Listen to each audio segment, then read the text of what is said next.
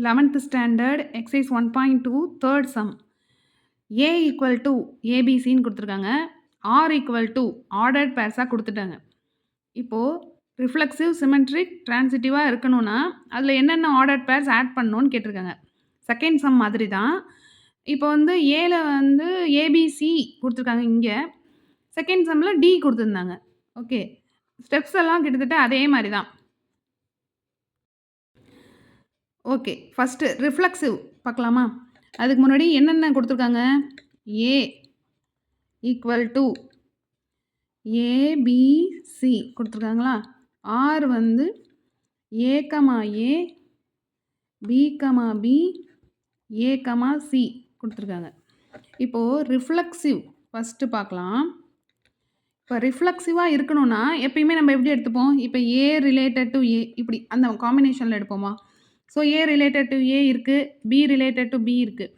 இப்போது ஏபிசி கொடுத்துருக்காங்களா? So C comma C இருக்காங்க.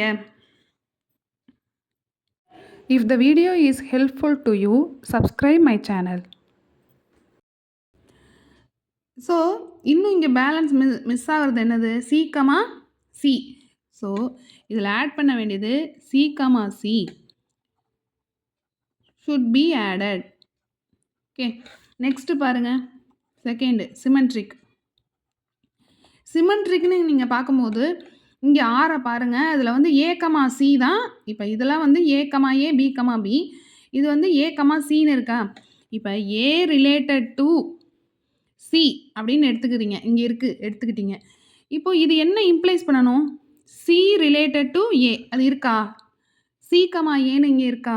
இல்லை. அப்போது எப்போ இந்த ஆரை வந்து நீங்கள் சிமெட்ரிக்னு சொல்வீங்கன்னா சி கமா ஏ இதில் ஆட் பண்ணால் நம்ம அதை வந்து சிமெட்ரிக்னு சொல்வோம். ஸோ அதனால் C comma A should be added. ஓகேவா? நெக்ஸ்ட்டு ட்ரான்சிட்டிவ் பார்க்கலாமா? ட்ரான்சிட்டிவ். ஓகே, இப்போது ட்ரான்சிட்டிவ்க்கு பார்க்கும்போது இங்கே ஆரை தான் நீங்கள் பார்க்கணும். இப்போ வந்து ஏ கமா ஏ, பி கமா பி, ஏ கமா சி, அதாவது ஒன்று இப்போ ஏ கமா ஏவோட ரிப்பீட் இதில் இருக்கா? அதாவது எண்டில் என்ன இருக்குது? ஏ.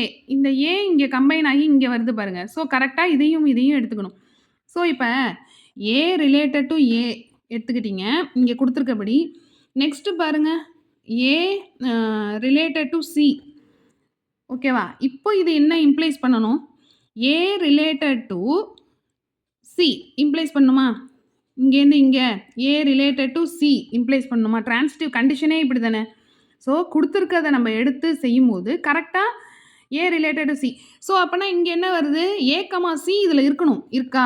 இருக்குது. ஓகேவா? ஸோ நம்ம இப்படி பண்ணி பார்க்குறோம். இதை பண்ணும்போது இங்கே என்ன வருதோ அது கரெக்டாக இம்ப்ளைஸ்க்கு அப்புறம் வருது இல்லையா? அது இங்கே இருக்குது. ஸோ நீங்கள் எதுவுமே ஆட் பண்ண வேணாம். So nothing to be added.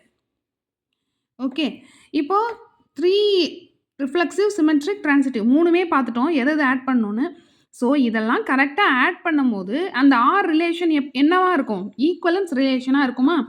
So fourth one ஈக்குவலன்ஸ்னு பார்த்தீங்கன்னா therefore it is equivalence relation.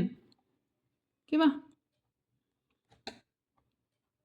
எழுதிடலாம். Because it satisfies reflexive, symmetric, transitive. Okay, thank you.